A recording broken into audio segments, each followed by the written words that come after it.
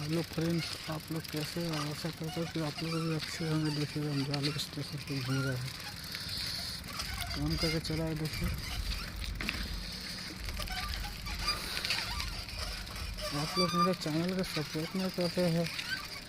View से ज़्यादा मिल जाता है, लाइक कमेंट नहीं आता है, शेयर नहीं होते हैं। शेयर कम से कम कीजिए, लाइक कमेंट कीजिए।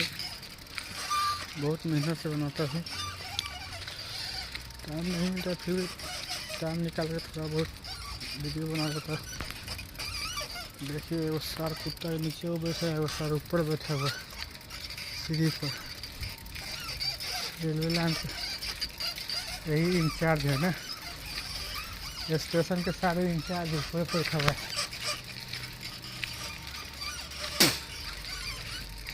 सारा बड़ी हैरान कुत्ता सर, नया आदमी को देखेगा तो तुरंत साला रगड़ा देगा, लेकिन हम लोग को अब दिकदार नहीं करता है, ताकि हम लोग पुराना हो जाए ना।